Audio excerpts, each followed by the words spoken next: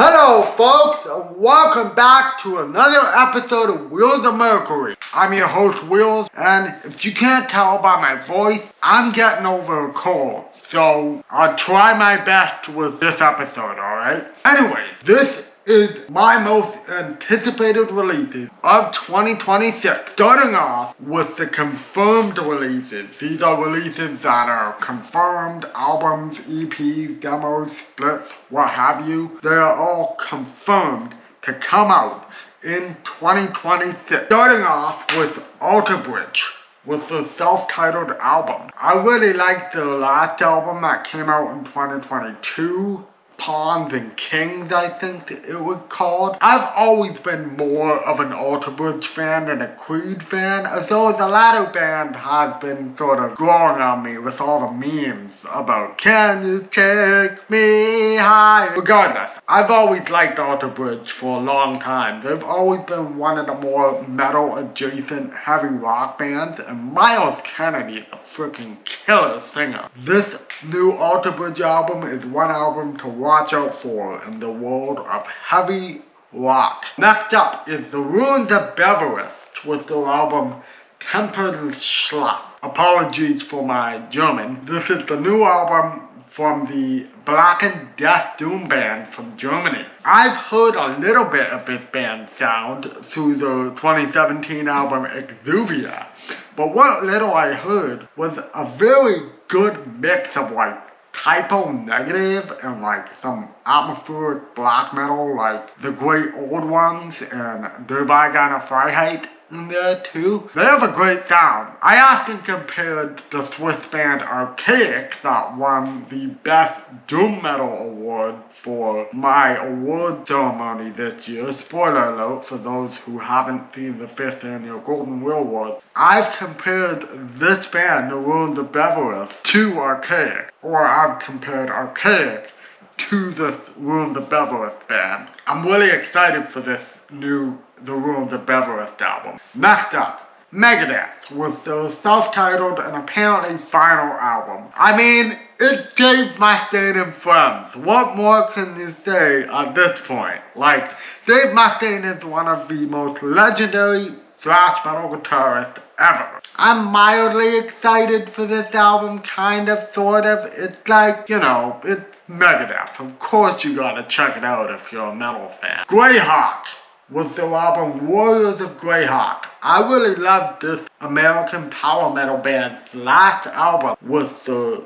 lead singer Rev Taylor, who has since left the band to pursue a career in opera. They have a new singer named Anthony Corso. He's been a good fit with this band. I've heard 2 of the singles from this album and they're both decent. So I'm willing to listen to this record and see if it grows on me. So definitely keep an eye out for this album if you're into power metal. Decipher with their album Thelema. This is a Greek black and death metal band or black metal band that is on Transcending Obscurity Records, a great record label from out of India of all places. I remember liking this band's last album. I don't really remember it entering any of my Golden Wheel Awards categories, but it was still really good. I'm excited for this. It's gonna be a solid album of some black metal rages and bangers. I like that they're keeping the monochromatic artwork for this album. Really completes an aesthetic theme with this black metal band from Greece. Speaking of black metal, the more raw version of it is getting a big release, in my honest opinion. Firmament.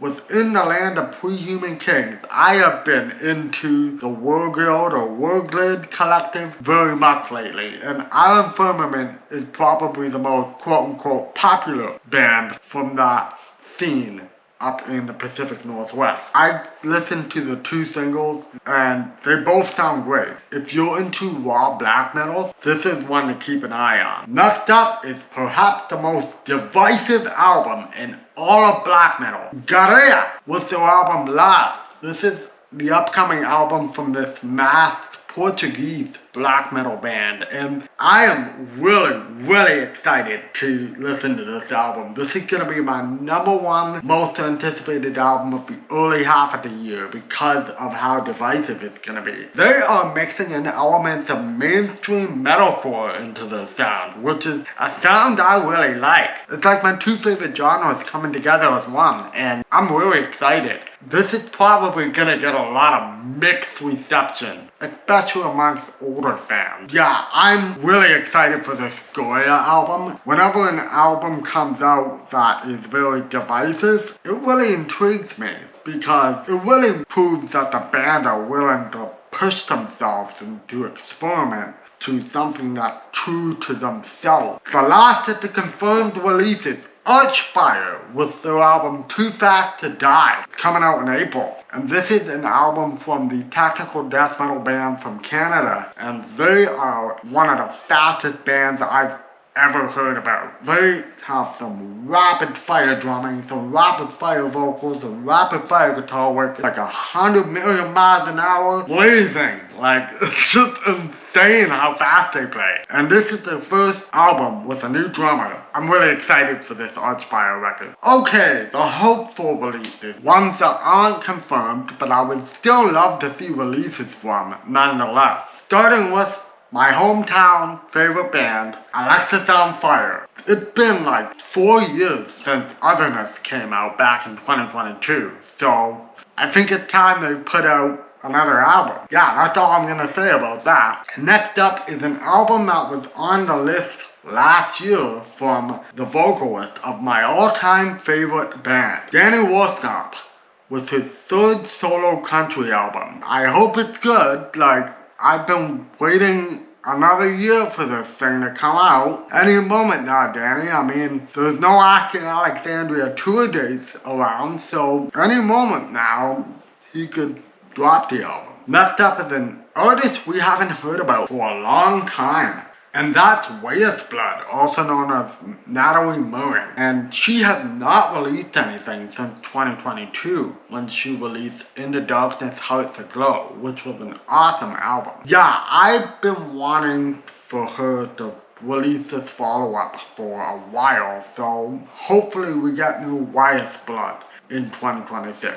Slipknot. Well, I want to see Eloy Casagrande drum on this album. I really want to see Eloy absolutely shredding those drums. Absolutely just fly on those drums, man. I've seen concert footage of Eloy playing live, and he is freaking tight. So I'd love to hear him on a Slipknot album for the very first time. So, balls in your park, guys. The last album was pretty much a disappointment. With Eloy, I think they can come back. Bullet for My Valentine, my second favorite band of all time. Yeah, I'm looking for something new from Bullet. It's been a while. It's been like 5 years since the self-title came out. Hopefully they are working on a new album. It's been 5 years. Last but not least, Gaerea. After that Olympic performance in 2024 at the opening ceremonies, this is the perfect time for Gaerea to drop an album. Fully cement themselves as the world's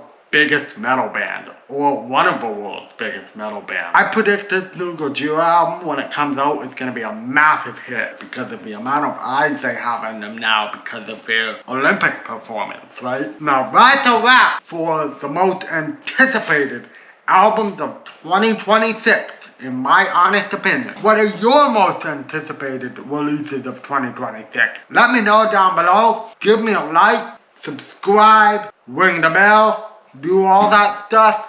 Give me some hype points as well. Rock on, guys, and I will see you in the next video.